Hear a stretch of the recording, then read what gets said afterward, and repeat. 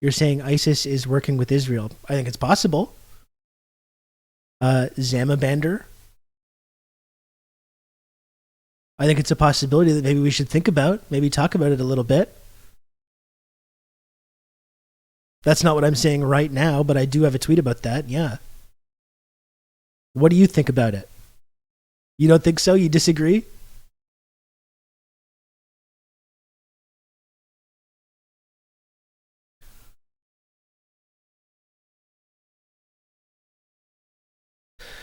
Well, there's a lot of evidence, Sam Bender. If you really want to go down this path, the evidence, like there's plenty of evidence about both Mossad and CIA funneling money and arms to Islamic extremists in Syria, and that led to the rise of ISIS in the first place. And then the big question for me is, again, why Israel's never been a target of any of these ISIS attacks, and why ISIS just happened to pop up at this exact moment after not really being heard from for years, to take credit for this terrorist attack in Iran. I think that's an interesting question. I think that's an interesting news story that asks more questions than it answers. They're trying to community note your tweet. Link a paper. I mean, fuck. Like, listen, because I knew people were going to start coming in here and yelling at me, probably.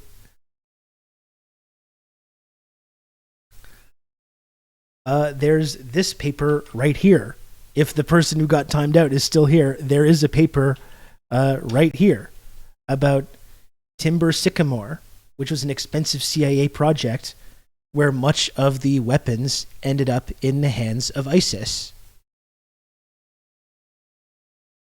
You know? I think it's worth it to ask these kinds of questions. But that's the link. Also from Israeli news outlet Haaretz. Israel reportedly providing direct aid to Syrian rebels. There's a lot of news stories about both Mossad and the Israeli government and the US government funneling money and arms to these extremists in these Syrian rebel groups as part of the Syrian civil war, which then spun out into groups such as ISIS. And, you know, do I have some, am me, random Twitch streamer Rob Rousseau, do I have some smoking gun evidence? No, but I think it's worth asking these questions, though. Why not ask these questions? It seems like there's a couple of papers that indicate that there's at least a link. And I find it really suspicious that, as like we talked about yesterday, as Israel is not only expanding this current war that they're prosecuting into suburban Lebanon, at the very same time there's this terrorist attack on almost the day of the anniversary of Soleimani's assassination, which now ISIS just immediately pops up and claims credit for. I think it's worth asking questions about why that's happening.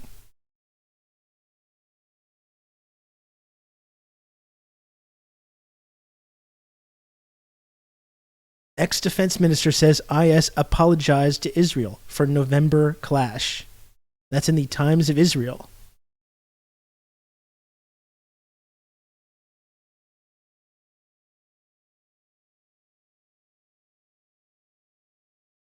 The coordinated Israeli party line of "it's too soon" and "it definitely wasn't Israel, but a funeral attack is a Western tactic." I mean, that's the whole thing of U.S. being like, it definitely wasn't us or Israel. Like, before anyone says anything at all, and it's like, hey, no one is saying anything about that. Like, why do you bring that up? And it's the first thing that they come out with. This definitely wasn't us or Israel. Okay, it's a little strange. Like, when you're not guilty of something, it's kind of makes you seem more guilty when something happens and you immediately are like, what? No, we didn't do this, before anyone's even saying this. Wasn't Soleimani in Iraq to train militias against ISIS when Trump ordered the hit? That's absolutely right. Yeah.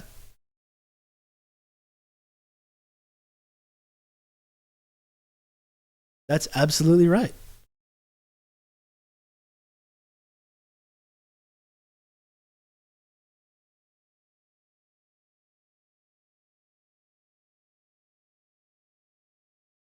Kind of weird, some of these things.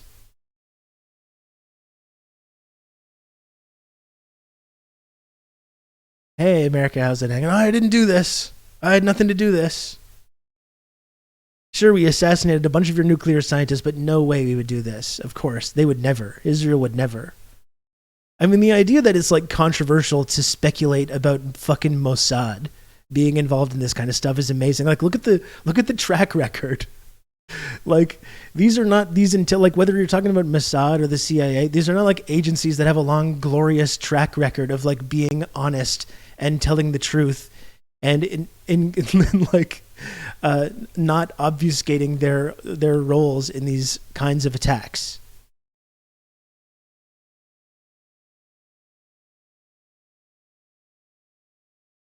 It is the geopolitical equivalent of that, Kijiji. That's exactly what I was thinking about it.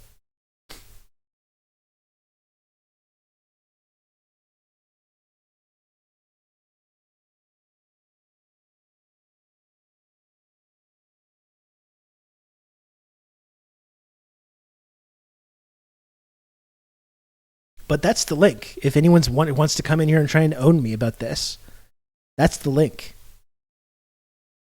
Syria is the kind of key to everything.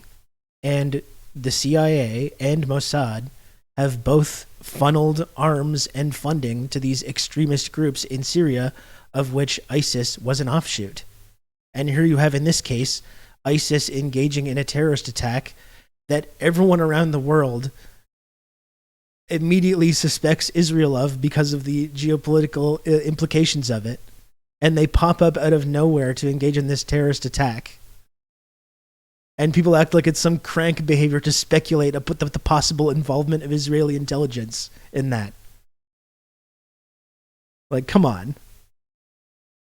Don't you expect that a strike in downtown Beirut might lead to a Hezbollah response and open that northern front, which, of course, Israel and the United States have been very concerned against a second front opening to the north?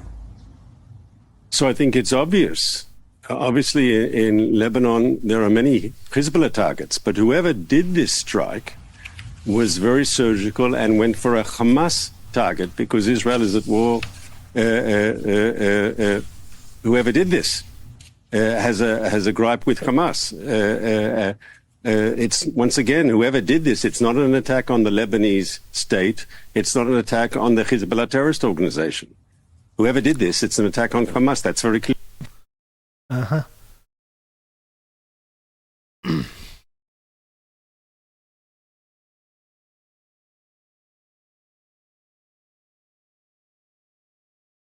I'm trying to find the comment that I wanted to respond to.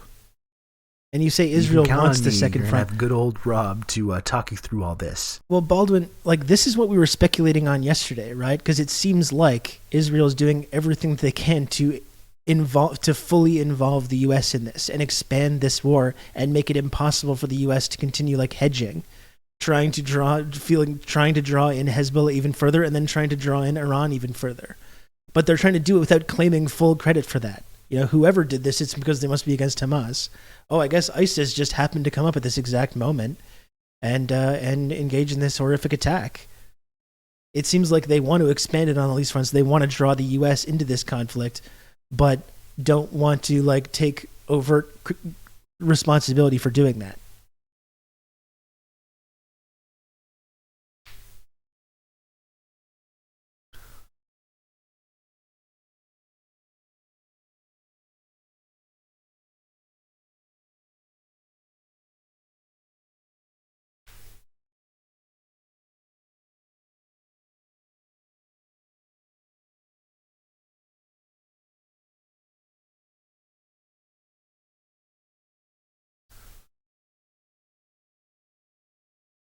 You know, I think it's totally reasonable to speculate on that.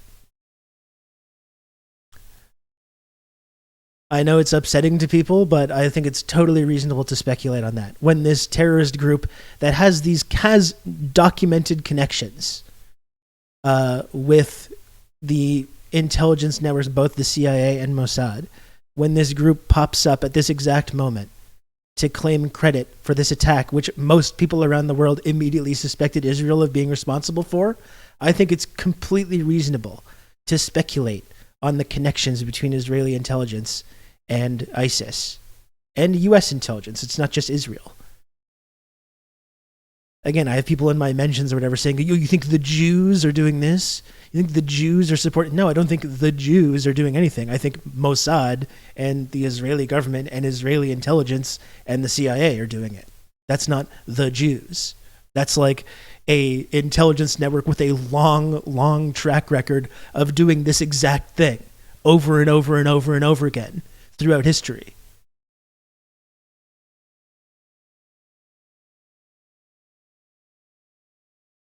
So no, I don't think the Jews are doing anything at all.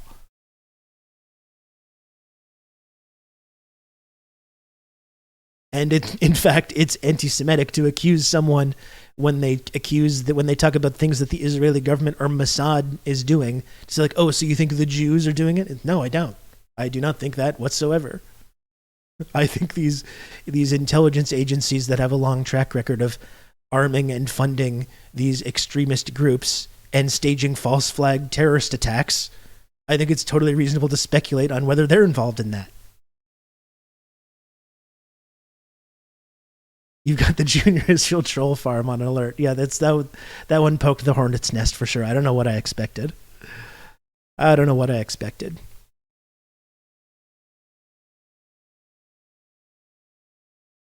But this is what I'm here for. I think it's interesting to ask these questions.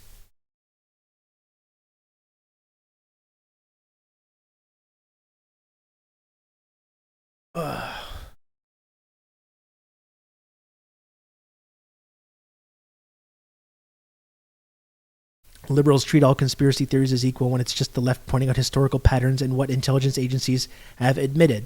I think this has always been my thing, Alexandro, right? It's like, I think there's a certain type of person that wants to wait. They want to wait until there's this concrete evidence or admission. Like, what would have been happening in the 60s or 70s when you're accusing the CIA of being involved in like Operation Phoenix and all the horrible shit that they were involved with, or in Indonesia or in Chile, or all the horrible things that we know the CIA was doing in the 60s and 70s. And what were people saying then? Well, you don't have any evidence for that. This is all crank shit. This is all conspiracy theory. You sound like a conspiracy theorist. But what these people want to do is they want to wait 50 years, long after this stuff has already happened, and long after there's any possibility of actually like being on the right side of it when it is happening. And then later on, when these intelligence agencies admit that they were responsible for it, oh yeah, we did that actually then. We did like decades later. Oh yeah, we admit that we were responsible for that. So you want to wait then. You want to wait for the 60, 70 years to go by, or however many decades for these admissions to come. And then you want to say, wow, the CIA really did some bad stuff. But when it was actually going on, the people that were saying this were like, oh, you're a conspiracy theorist. You're a crank, you know? Yeah, just cite a paper, exactly. Like, come on.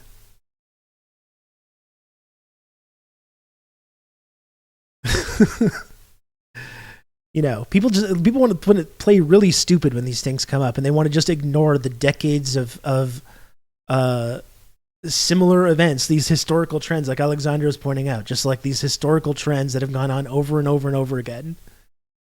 And then they want to accuse anyone that's asking these questions when this stuff is happening, not decades later. They want to accuse you of being a crank or a conspiracy theorist or whatever.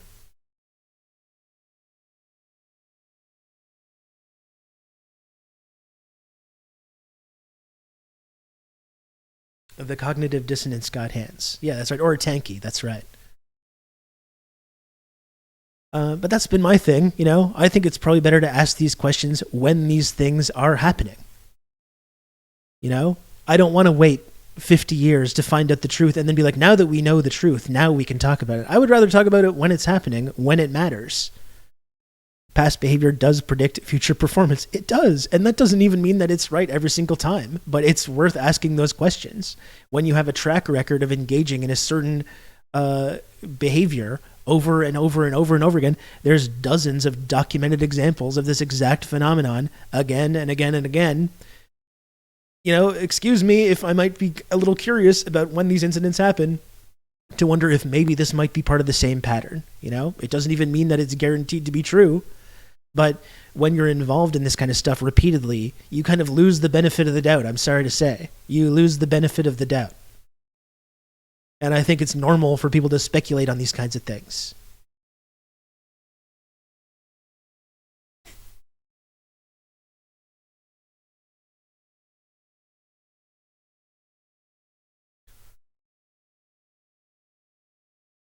It's annoying too because the counter to these things, I'm Lodane, you can just ban this person. I don't fucking care. I don't need to debate with this guy. This rando's coming in here to like ask for my sources on the possible link between Israeli and Western intelligence arming and funding extremist groups and staging false flag terrorist attacks. I don't really feel the need to like have to fucking get my sources. Might get a bibliography. Get a whole list of citations for some fucking asshole to come in here and take a look at.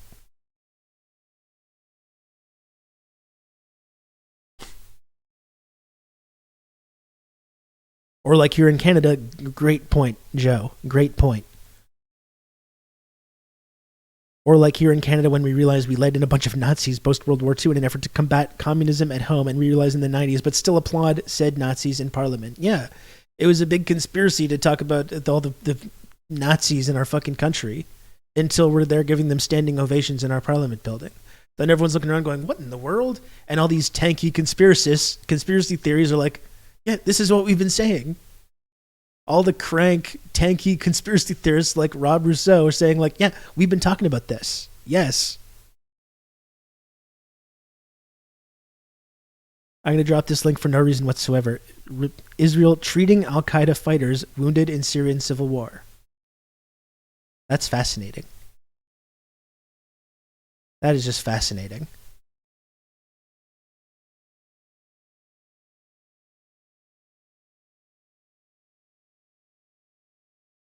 I'm shocked to see that there's gambling going on in this establishment. Yeah.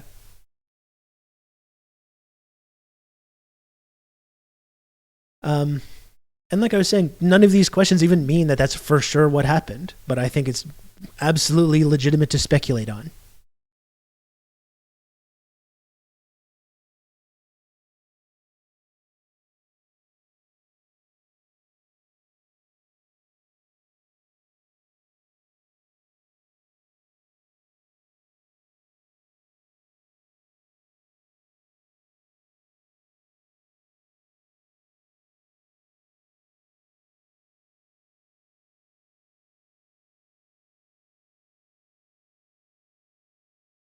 Look, here's a breakthrough news clip right now. Before this ISIS story came out today about, ISIS claims responsibility for this terrorist attack in Iran. Let's look at Breakthrough News' coverage of this from yesterday. And let's take a look at this coverage and then keep in mind we need a new system. Let's take a look at this coverage, which is, I'm imagining, going to imply that Israel was at least partially responsible for this terrorist attack in Iran. And let's keep in mind that a few hours after this Breakthrough News segment was filmed, ISIS claimed responsibility for this attack. Let's just keep that in mind. We need a new society. We need to... genocidal war against the people of Gaza and its targeted assassination of senior Hamas leaders in Beirut about to incite an even larger regional war in the Middle East. Welcome to the Socialist Program. I'm your host, Brian Becker. Today we're talking once again with Professor Mohammad Marandi. Mohammed is an expert on American studies Only and Iran works post-colonial through literature. proxies. That's right. Yeah, he teaches at the University of Tehran. We're speaking to him from Iran. Welcome back, Mohammed.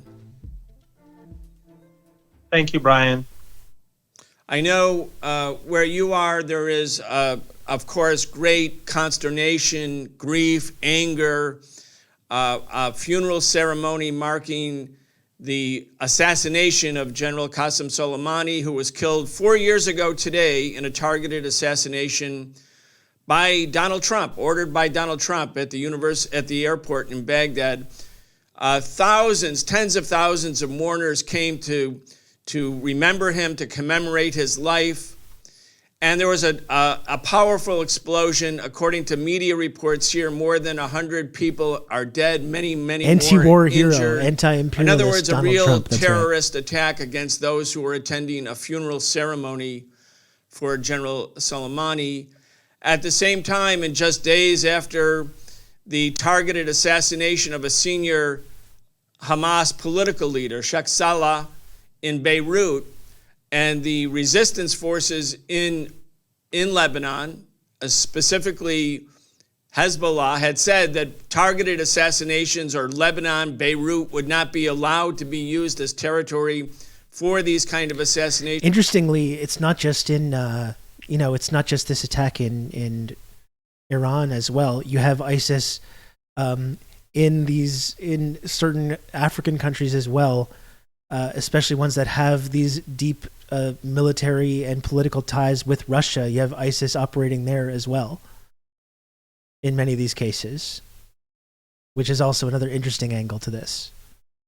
How ISIS seems to have a predilection towards attacking America's geopolitical enemies and Israel's.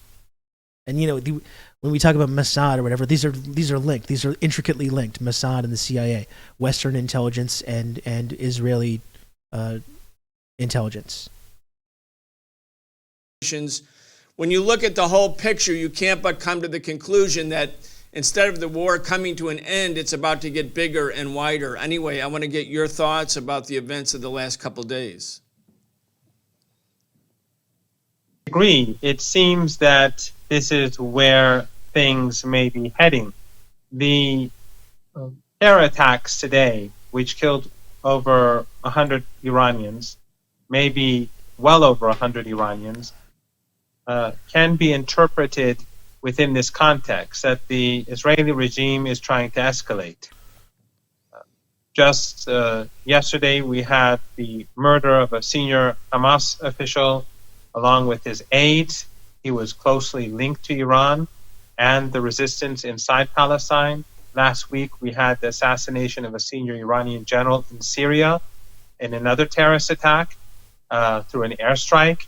And he was also assisting the resistance, Hamas, Islamic Jihad, and Hezbollah. And then we have this horrific attack today. And since the Israeli regime is carrying out a genocide in Gaza, it's clear that they have no respect for human life.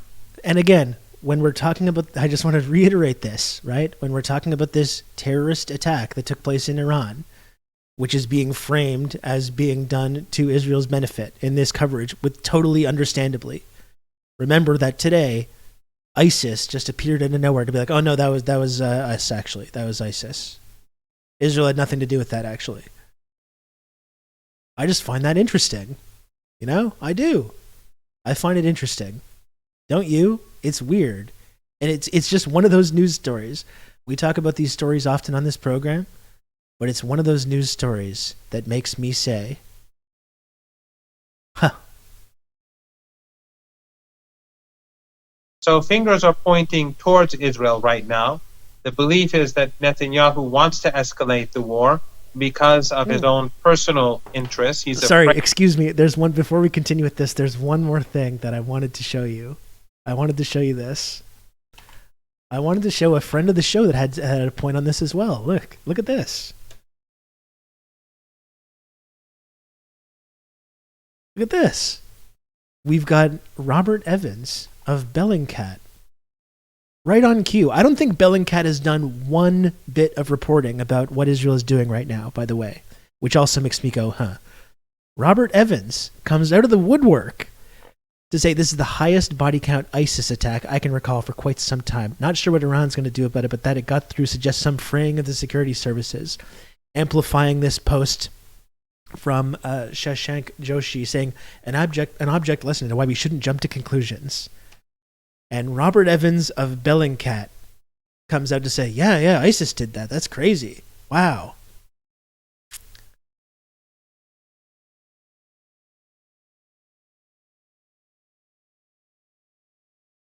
Huh.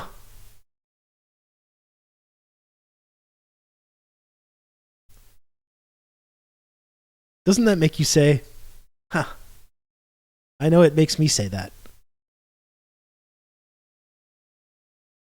Afraid that he would be sent to jail if the war halts, or if there's a ceasefire, if the war ends, that he'd be put aside and then he'd be put on trial. So, and this is also a good point as well. How do they even authenticate ISIS is saying they did it?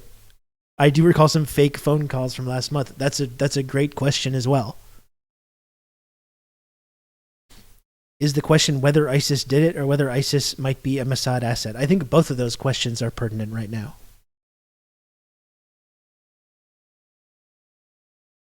Like Ghost Army of Bots is pointing out, like we've got a story in the New York Times saying, oh, they claimed credit. I haven't really looked into what that actual evidence is that they did claim credit for it. But like I've been pointing out, there is a lot of evidence linking. Like Boone Blub 123 is coming here asking about the evidence linking ISIS to Israel and U.S. intelligence. I mean, we already went over this a couple of moments ago when I had other people coming in here to ask me this question. But to give you the rundown, the link is that there's documented evidence of the United States and Israel arming and funding radical extremist groups in Syria, which led to the formation of ISIS.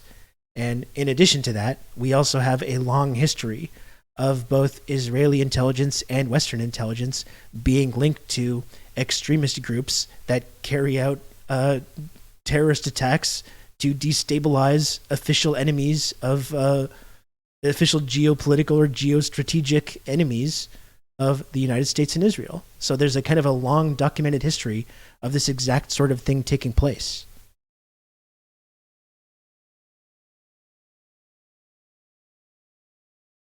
Vested interest in continuing the war. Many Israelis want to continue the war. And as we speculated yesterday, when the news of this terrorist attack in Iran broke, we speculated yesterday that if this serves Israel's interest, who seems to be wanting to expand this war and possibly draw in the United States. And then immediately, like clockwork, you have this story in the New York Times appearing of ISIS claiming responsibility for this attack while everyone is looking at Israel's possible involvement. And I think that's just a pretty interesting kind of coincidence that I think it's worth speculating about, given these documented links between Western intelligence and these extremist groups that formed in Syria. Fund and arm religious crazies. I mean, it's not like there is so much evidence for that over the decades. Like there's like a gigantic mountain of evidence linking Western intelligence, including the CIA and Mossad, with funding and arming these extremist groups to promote their own interest and to destabilize their enemies. It's literally it's a central part of our intelligence strategy over the last several decades.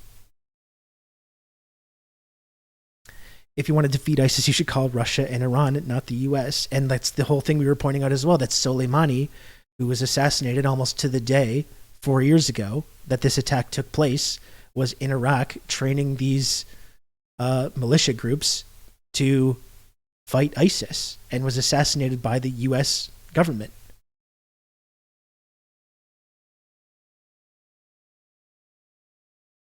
So I think it's worth asking these kinds of questions, frankly.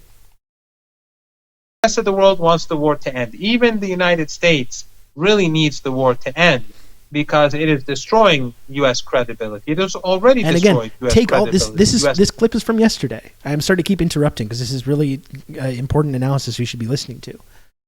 But when we talk about the ways that like Israel wants this war to expand, even when the United States doesn't want that, or ostensibly doesn't, and the way these kinds of attacks are in both Lebanon and Iran are contributing to that, keep in mind with all this analysis that immediately afterwards, ISIS comes in to take credit for this attack. Continuing the war. Many Israelis want to continue the war, but the rest of the world wants the war to end. Even the United States really needs the war to end because it is destroying U.S. credibility. It has already destroyed U.S. credibility, U.S. soft power Western soft power, European soft power, because they are seen by the international community as supporting this Holocaust. So at the moment, the number one suspect is Netanyahu. I noticed when the leader of Hezbollah, Nasrallah, made a speech, made it earlier today, Mohammed. As a matter of fact, it's still going on as we're recording this program. He made note of the fact that public opinion around the world, including in the West, including in the United States, has dramatically shifted. And he made the point. This is the leader of Hezbollah in Lebanon. He said now in the United States, more than 50% of the youth who don't get a chance to, quote, see our media, meaning the media of Arab countries or Iranian media, they only get to see and are spoon-fed basically from U.S. mainstream media, pro-Israeli propaganda, that 50% of the young people have turned against Israel.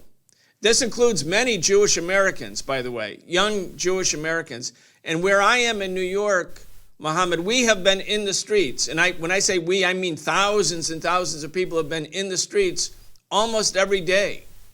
On November 4th, there was 500,000 in Washington, the largest pro-Palestine demo in U.S. history. Coming up on January 13th, there's going to be another massive protest. It seems to me, and I think this is reflected in the leader. This attack does seem to discredit the idea that Hamas is ISIS. That's a good point, Kijiji Genie. Hezbollah's comments that world opinion has shifted in a dramatic way, a very dramatic way. And as happened in the case of South Africa, when global opinion shifts, in this day and age at least, it matters. It matters. Anyway, from your perspective, you're in Iran. What's your take on all of that? Well, I would actually add that even in places like Iran and in other countries in West Asia, I would assume that the feelings towards Israel, the Israeli regime, have hardened. So while ordinary Iranians are already hostile towards the apartheid regime, now the hatred is much worse because the scenes that we've been seeing 24 hours a day, literally, and often live, they're just making people more outraged and more angry and more determined to end the apartheid regime. So the greatest catastrophe for the Israeli regime was not October the 7th. That was, of course, a major intelligence defeat, a major military defeat, and we now know that the Israeli regime murdered its own people. We know a lot of the propaganda that they've been putting out has turned out to be dishonest, the claims of rape, beheadings, and all that. That has all been a defeat, and also the defeat over the past couple of months where they failed to gain Gaza, where Hamas and Islamic Jihad and others capable of showing their ability to defeat the Israelis on the battlefield. That is also very important. But the greatest defeat is the very fact that the Israelis have exposed themselves as genocidal. They've exposed themselves in what people in this region are calling a Holocaust. And they've created a hatred across the globe and in the West. And as you rightly pointed out, this is not about Muslims or Christians. This is universal. Some of the most important and most effective anti-Zionist voices today are young Jews.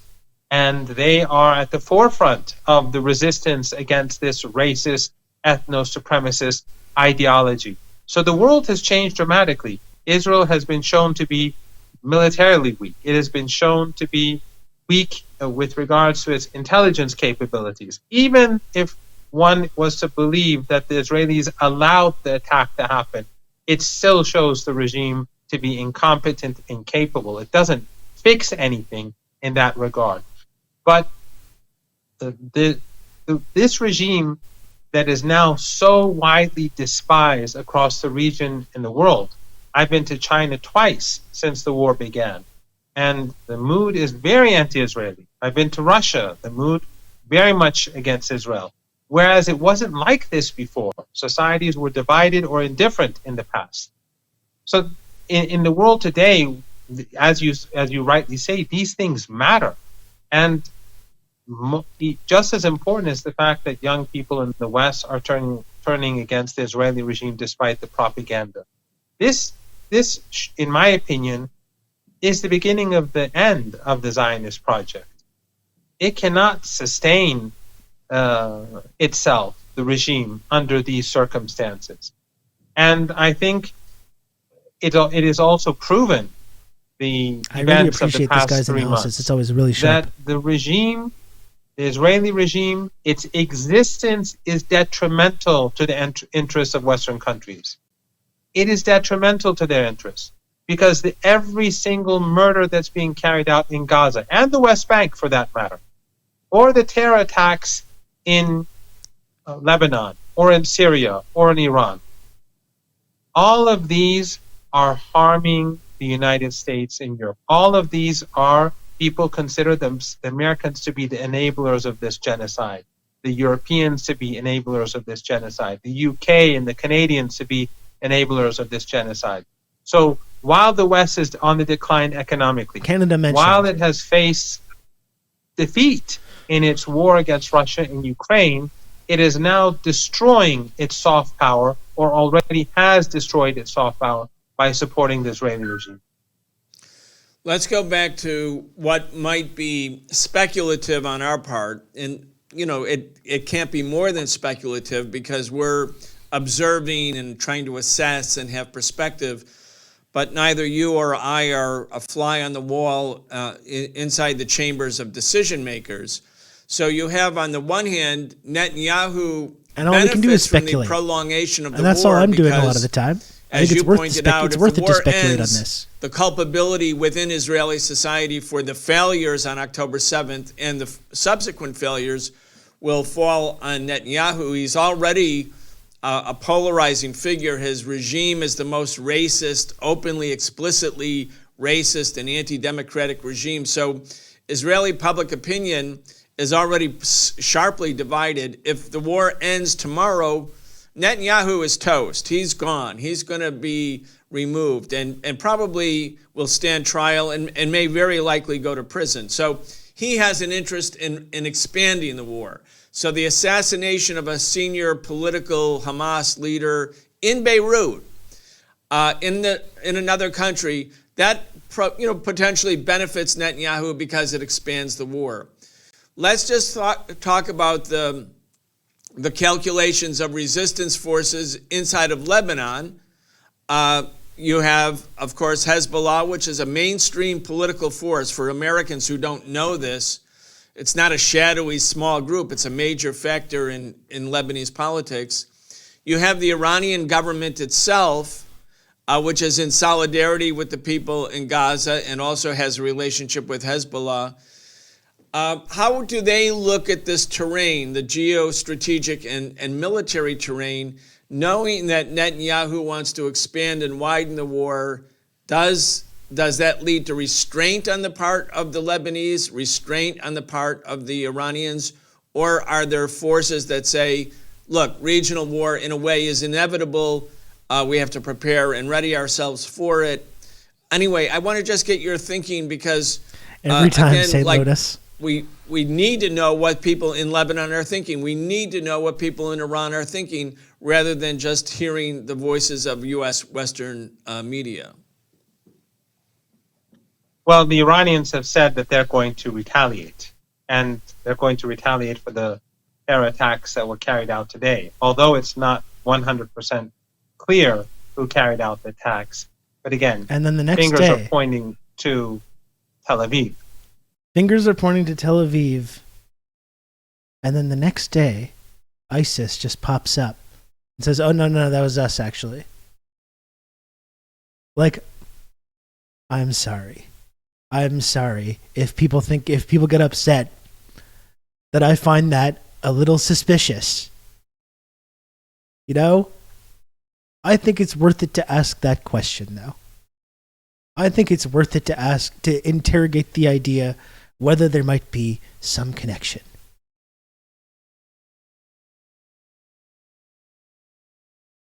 Am I wrong? Phone rang. They answered. ISIS learned they were to eat the pin. Am I wrong, folks? Am I being a crank? Am I being a conspiracy theorist to ask this kind of question? You're not wrong. You're just an asshole. Calmer than you are. You know, you don't understand. We need a paper written by a Western NGO before we can make a conclusion. And as you'll notice, no one has said in either the tweet that I was talking about or any time, this is for sure the case. I do think it's suspicious, and I do think it's worth asking these questions. I think it's worth looking into. That's right. Is that so bad, folks? Is that so wrong?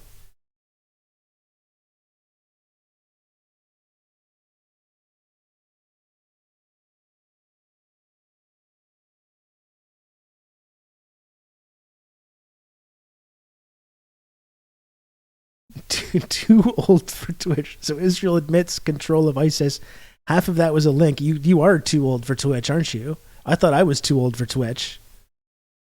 Did you just not listen to anything that I just said? You've been here for 40 minutes.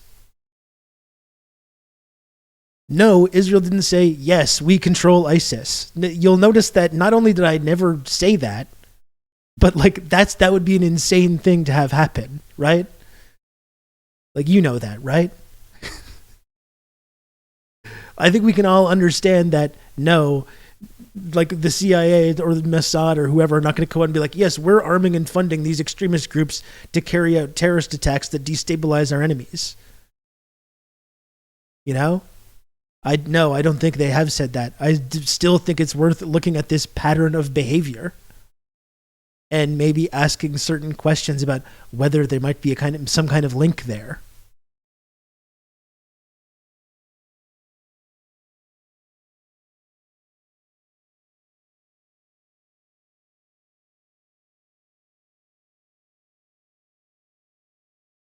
Is this a misunderstanding? I don't know. If it was, then I apologize.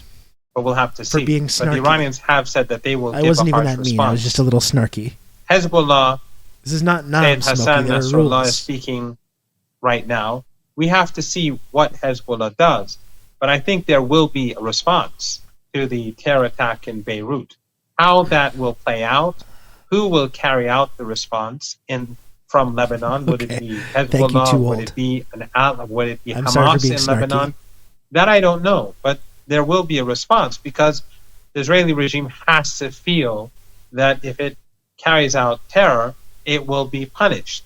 And the same is true with the murder of the Iranian general, the terror attack in Damascus.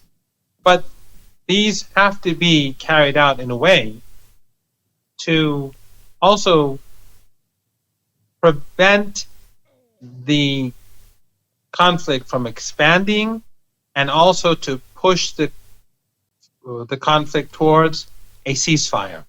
So that is going to be a difficult thing to do. And I think that Iranian planners and Hezbollah planners and Hamas, they're all thinking about how to carry this out, how to punish the Israeli regime, You can count but on at the me. same You're gonna have time good old Rob to talk us through facilitate a ceasefire under Thank you, terms that Banana are Grabber, for the acceptable gifted to sub. the resistance in Gaza. The important thing is that the Israeli regime has lost this war. This has been a catastrophic defeat for the Israeli regime. And therefore, they are not going to be able to impose unfavorable conditions to the resistance for a ceasefire.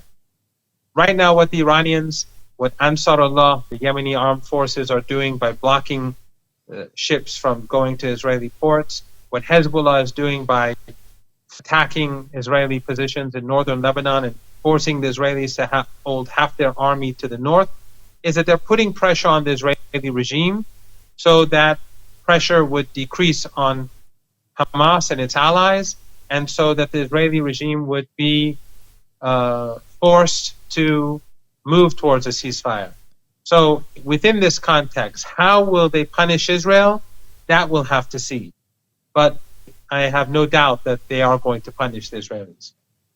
Let's go back to the assassination of General Qasem Soleimani, January 3rd, today, in U.S. time, 4 years ago in 2020. And Mohammed, the terrorist attack right on the anniversary just has nothing to do with the U.S. being involved or Israel. We sensed, the days before the assassination of General Soleimani, who was arriving in Baghdad for peace talks. And the U.S. government, the Trump administration, knew he was coming for peace talks, regional peace talks. And then they, in cold-blooded fashion, used an American drone to assassinate him, blow him up, and others in the Baghdad airport. So we actually had called a demonstration for Saturday, or January 4th, Saturday, January 4th, saying there's a threat of new war between the U.S. and Iran. And then the next day, General Soleimani is assassinated, and the next day we had our demonstrations, and there were protests in 70 cities. I mean, people don't really know this. We had tens of thousands of people out the next day in the United States protesting this dramatic, unprovoked criminal provocation by the Trump administration. And inside Iran, the country, which obviously has many political differences, was united in opposition to this terror attack against General Soleimani. And the Iranians promised that they would retaliate, and they did retaliate, and many, many U.S. military bases in Iraq were struck by resistance forces, and the Trump administration backed down. The Trump administration did not respond when U.S. soldiers were hit. I mean, it was a measured attack on the part of Iranian forces against U.S. bases in Iraq. But nonetheless, these attacks happened. The U.S. had to back down. The reason I'm saying this is that in America, people kind of get the impression that the United States and Israel, because it has a lot of U.S. military support, has this kind of unbridled capacity, authority, this domination, this supremacy in all things military. But the reality is the U.S. and its allies, its proxies, its agents, in this case the regime in Tel Aviv, there's great limitations on what they can do. So regional war is dangerous for the U.S., as you mentioned. It's good for Netanyahu, but dangerous for U.S. imperialism and its own imperial interests in the region. I want to just talk about this because Americans, again, won't know, like, what's going on in Syria, what's going on in Yemen. They know a little bit more about that. What's going on inside Iran, inside of Lebanon. In other words, there are resistance forces with significant military capacity, much more than there used to be, who are aligned and who have capacity that actually isn't being yet used if this becomes a regional war. Let's talk about that a little bit. Yes, if there is a broadened conflict, the Israeli regime is in no position to win this conflict. They will be soundly defeated. The defense capabilities that we have in Gaza, thanks to General Soleimani, the tunnels and the factories and all that exists that is beating the Israelis on the battlefield. And of course, the Israelis, out of rage and anger, they bomb women and children as a result. These defense capabilities are already punishing the regime in Tel Aviv. Imagine what sort of capabilities exist in Yemen today. And imagine the underground facilities. Yemen, which is not surrounded like Gaza. Imagine the capabilities in Lebanon that Hezbollah has. Imagine the capabilities in Iraq and Syria. And of course, there are the capabilities of Iran as well. So the only thing that the Israeli regime could do is to draw in the United States. But the United States cannot win a war in this region. The United States is already in conflict with China. It is at war in Ukraine by proxy. And the economy is on the decline. You have internal problems with the upcoming U.S. presidential I think that's election just how he talks, and Doormat. the situation between Trump and the Republican Party and Biden's health, the United States is in a very difficult situation. And if there's conflict with Iran, the United States can't win. The United States has bases on the other side of the Persian Gulf. If there's conflict, those countries will all be seen as hostile. And therefore, their gas and oil installations will be destroyed. And that would lead to a global economic meltdown. And of course, Iran also has major capabilities, military capabilities to strike at American targets. And then there's Yemen, and then there's Lebanon, and then there's Iraq. The Americans would be expelled from Iraq and Syria. This is not one country. This is a coalition of resistance forces across West Asia that would ultimately throw the Americans out of the region. So the Americans don't want this. They have enough trouble as it is. They're constantly waging different wars while China is being peaceful and trying to develop its economy. The Russians are winning in Ukraine. This would be the least that I could say is that it would be highly damaging for the regime in Washington. And it could be more than that. So Israel wants the United States to get involved in war. And the United States knows that it would be I think all this analysis is totally sound, if not a catastrophe, for it to enter the war. Which is why I think it's totally reasonable to speculate on what just happened in Iran and Israel's possible involvement in that. The point I was saying earlier, that the Israeli regime, its existence is detrimental to the interests of the United States and to the interests of the West as a whole. And the Israeli regime is willing, more than willing, to sacrifice the United States and the interests of the United States for its own selfish interests, this apartheid regime. And this is something that people in the United States should think about. There are right-wing members of the Netanyahu cabinet who have said in recent days, look, Israel is no longer a star on the American flag. We can do whatever we want. We can go it alone. We have sovereignty, which, of course, is nonsense because... I think it's sound in its basis, but I think to conclude with the downfall of the Israeli regime is a bit of a stretch, although to be proven wrong. Yeah, and I think I agree with that, Joe. But I do. There's something to the idea that it's like as a result of this war, it's both Israel and the U.S. and its Western allies like Canada and the U.K.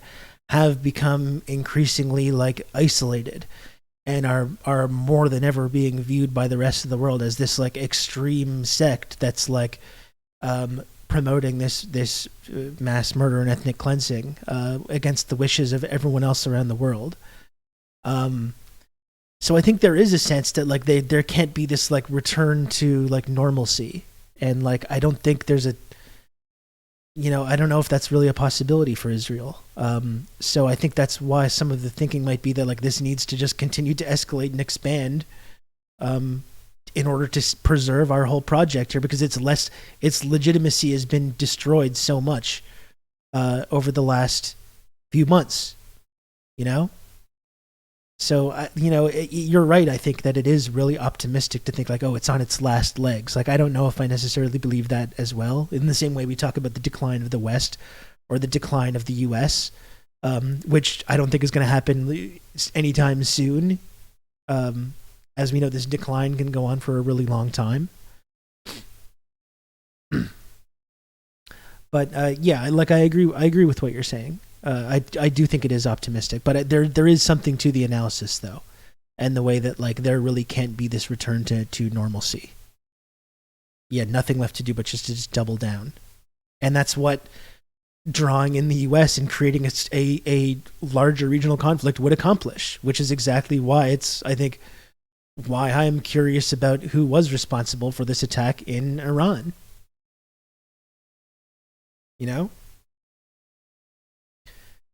Considering as well, it's like they've lied so much just in the last couple of months about attacks on civilians and attacks on refugee camps, attacks on hospitals. They repeatedly lie over and over and over again. And it's like, after that, I think it's pretty reasonable to ask whether this is another one of those lies where they don't want to outright take credit for a terrorist attack that kills 100 civilians in Iran. You know, they want a kind of plausible deniability.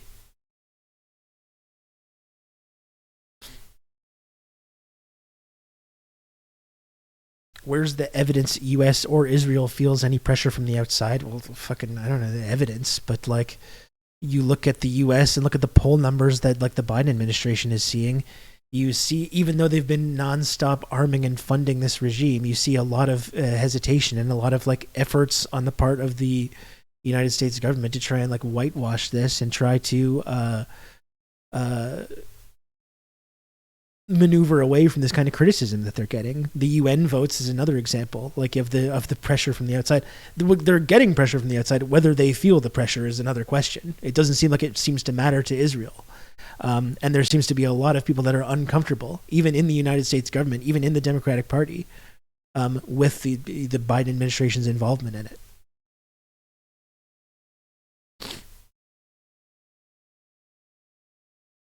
Yeah, the increased costs of shipping, like all the pressure with the Houthis in the Red Sea and all this stuff. Absolutely. If they could go it alone, why would Israel need... They want to focus on Russia and China. The rest of the world hates them, and now they have to deal with the Israel bullshit. And Israel just repeatedly blowing past like whatever restraints or constrictions there may have been before. That's the thing. They don't care, so it doesn't matter. I still think it does matter. I don't think Israel cares, but I know there's people in the U.S. government that do care. I don't think they're the people that are running the policy. I think the policy is being run by some extremists who fully back Israel. But there's definitely people in the U.S. government that do care, I would say. $5 billion each and every year from the United States and have this umbrella, this protective umbrella over it at all times. But those guys in the Israeli cabinet, in the Israeli cabinet, the Netanyahu's, it's hard to say what's far right. I mean, far right, my friend said, there's a fine line between the right, the far right, and the Third Reich. And he's not wrong about that. Like, in terms of just the distinctions become almost meaningless in terms of the extreme racism and sort of fascistic ideology. But they're saying, we're going to clean the Palestinians out of Gaza. We're going to drive them out. As we've talked about a number of times, like when you talk about the U.S. government or even the intelligence community, it's not this big blob of people that all 100% agree with each other, but there are different factions involved. And I think you do see evidence in that, and similar to like their kind of disjointed reaction to all the naval blockades that are going on. I think it's a good example of that.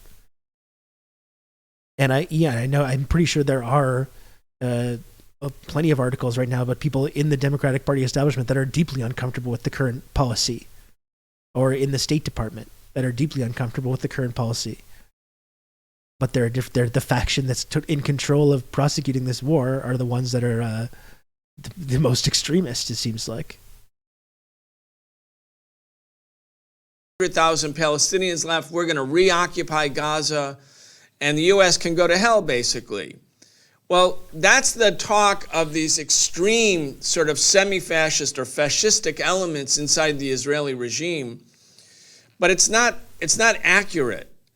And here you have seemingly wiser heads within the U.S. establishment. Say Barack Obama, for instance, who said in 2011, we need to pivot to Asia, meaning not be bogged down in endless war in the Middle East, because as the U.S. was bogged down in Iraq and with Afghanistan and South Asia and elsewhere, China was rising peacefully. And the bigger prize, the bigger problem for the United States was China. So Obama, geostrategically thinking, said, let's pivot.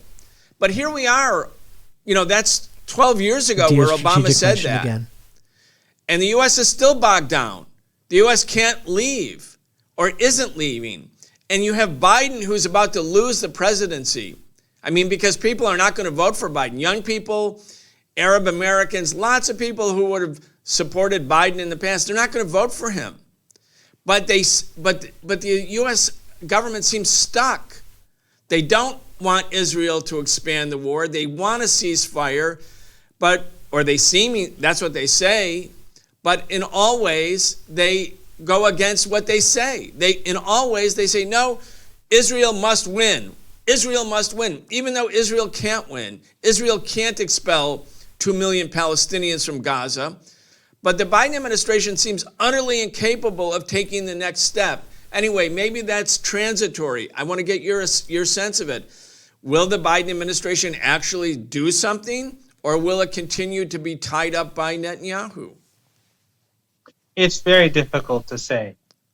Netanyahu, as we speak, is doing whatever possible to escalate the war through the terror attacks, whether it's Iran or Lebanon or Syria. And the United States government seems incapable of forcing him to change course, or unwilling to make him change course. Or maybe they're divided and some would like him to continue down the same road, and other elements within the U.S. government think otherwise. At this stage, it's hard to say where things are going to go. But the further this expands, the more catastrophic it is going to be for the West.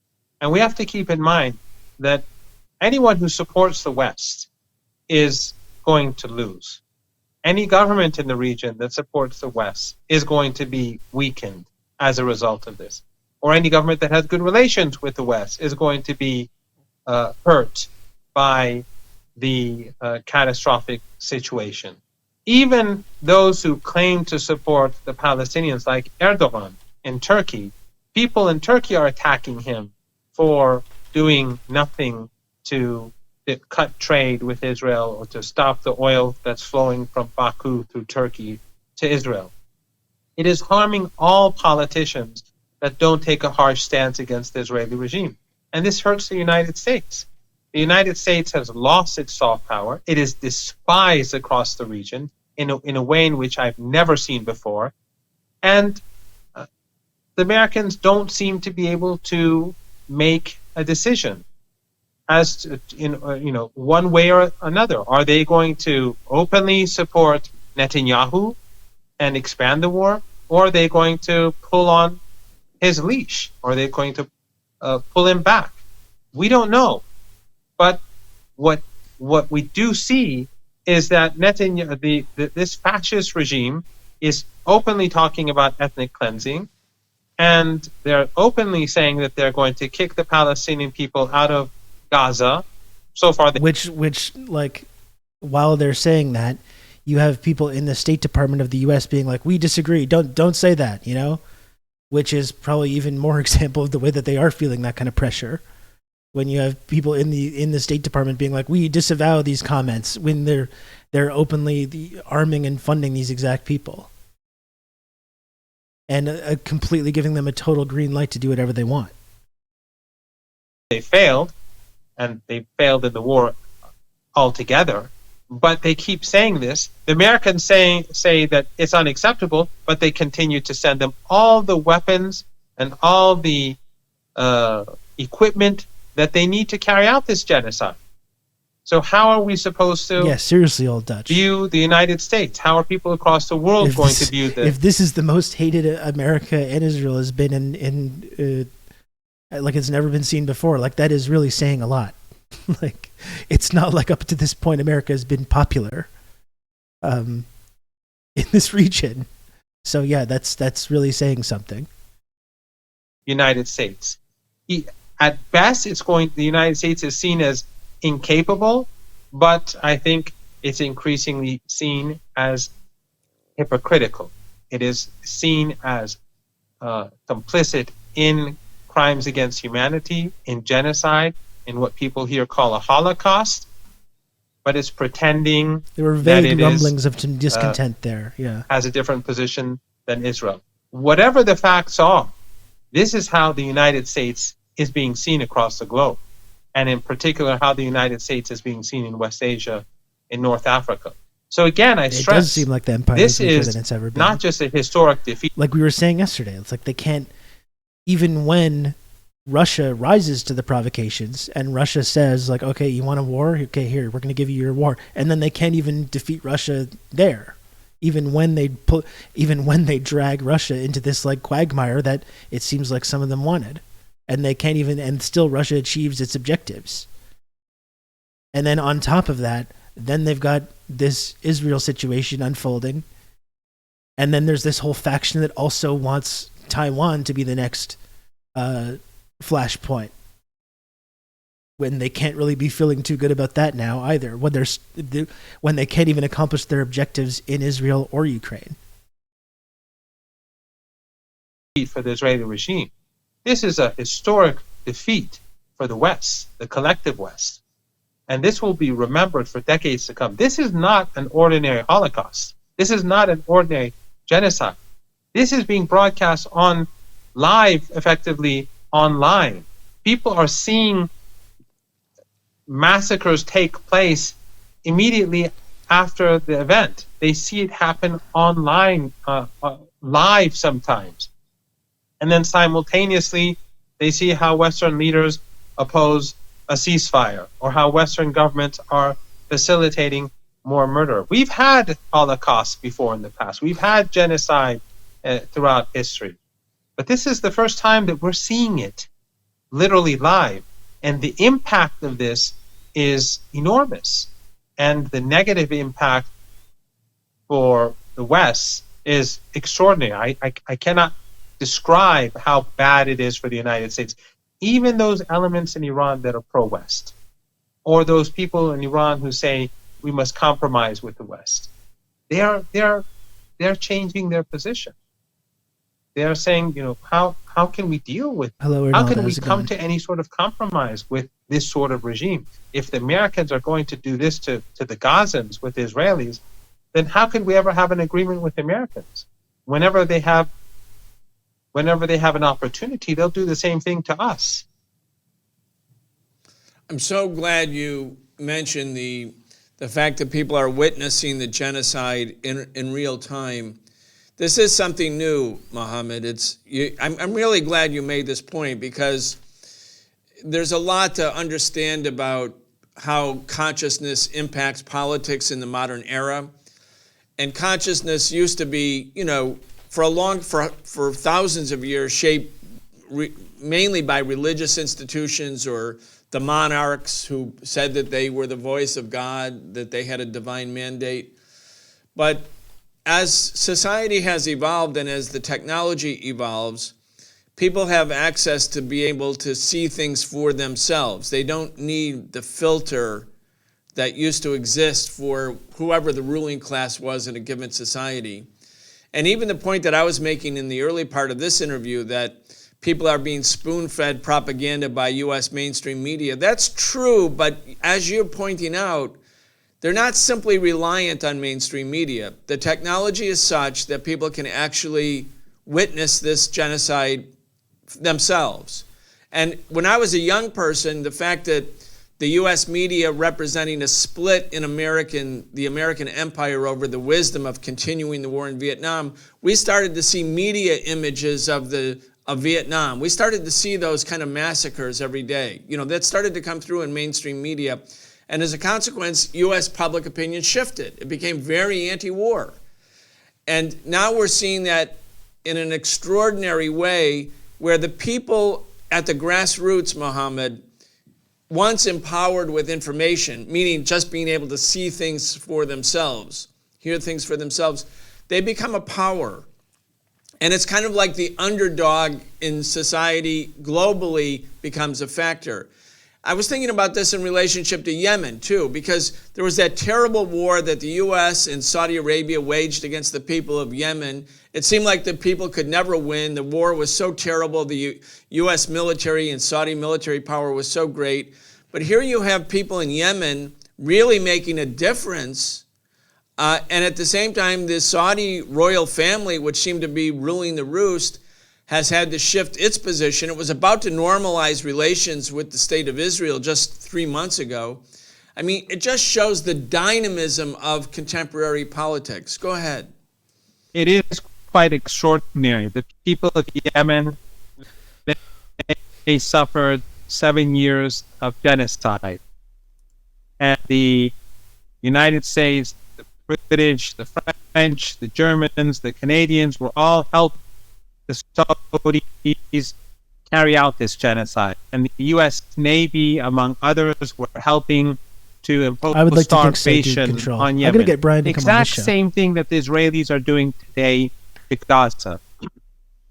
And because of the fact that the propaganda mission out in the hands of oil-rich regimes, much of the Arab world was antagonistic towards the people of Yemen.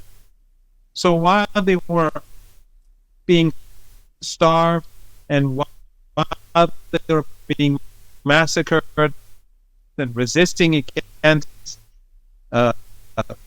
Western-backed aggression, losing them. Many people were hostile towards Yemen. But now, his regime in the region are quiet. They're doing nothing to support the Palestinians. In Turkey, which only talks about Palestine, they've done nothing. They need to do business as usual with Netanyahu. But Yemen, despite all the hardship, despite the fact that the people of the region didn't stand up for them, they stand up for Gaza. They stand up for Palestine. And they block Israeli ships. And now they've become the heroes of the world.